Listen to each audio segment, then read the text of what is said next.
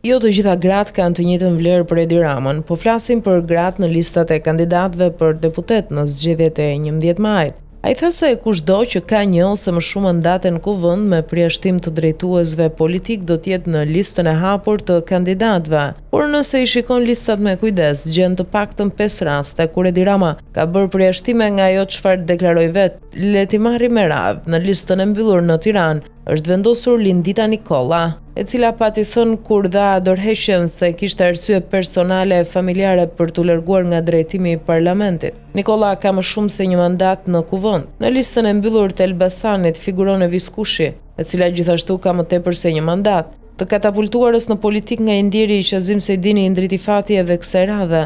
Rekordin e mban lista e Qarku Durrës, ku janë plot 3 gratë fiksuara në listën e mbyllur, edhe pse janë aktualisht deputete. E para është Klodiana Spahiu, e dyta Milva Ekonomi dhe e treta Aurora Mara. Kjo e fundit nga deputete aktuale e Qarku Dibër u katapultua në listë mbyllur në Qarkun Durrës. Nëse për Milva Ekonomin ky komoditet mund të jetë i justifikuar me vlerësimin që ka për Edi Ramën, për cilin mendon se ai është brend ndërkombëtar, për Spahiun dhe Marën nuk gjen dot justifikim. Spahiu ndodh ndonjëherë që edhe flet në kuvend, kurse Aurora Mara është mes deputetëve të rilindjes që vinë sa për sfilat mode e shëtisin me Range Rover. Gratë të tjera deputete edhe më të zëshme se këto të pesta janë spostuar totalisht në listën e hapur, sidomos në Qarkun Tiranë, dhe që rrezikojnë të mos e marrin mandatin, ku valli ja kanë prishur qejfin Edi Ramës. Fjala vjen Etilda Gjonaj, Blerina Gjulameti, Klodi Bushka, Mimi Kodheli, Anila Denaj, Ulta Xhaçka apo Ermonila Felaj.